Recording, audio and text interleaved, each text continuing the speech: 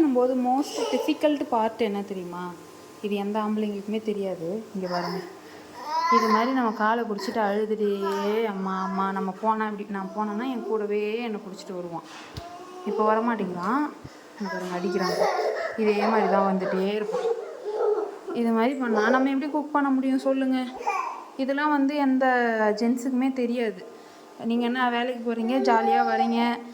இப்போ கூட பாருங்கள், இவங்க டேடி வந்து வேலைக்கு போனார், வந்தார், நான் ஹேர் கட் பண்ண போகிறேன் சொல்லிட்டு கிளம்பிட்டாரு. அவ்வளோதான். உங்களுக்கு என்ன ஹேர் கட்டு, க்ரூமிங்கு, வெல் க்ரூம்டாக இருக்கணும், ஜாலியாக இருக்கணும், நிறைய குழந்தைங்க பெற்றுக்கணும். ஆனால் அதுங்களை வந்து எங்களோட தலையில் கட்டிட்டு போயிடணும், ஊர் சுற்றிட்டே இருக்கணும், ஆஃபீஸ் போகணும். ஆனால் வந்து நீங்கள் பெற்றதுங்களை நாங்கள் வச்சு ரோல் அடிக்கணும். அங்கே பாருங்கள், இதே மாதிரி தான் என்ன பண்ணிகிட்டே இருக்கோம். நான் இங்கே போய் சிங்க்குக்கு போக முடியாது, அடுப்புக்கு அந்த பக்கம் போக முடியாது. இப்போ பாருங்கள், நான் இப்படி போனேன்னா இப்படி என் கூடயே வருவான் சோம்பி மாதிரி.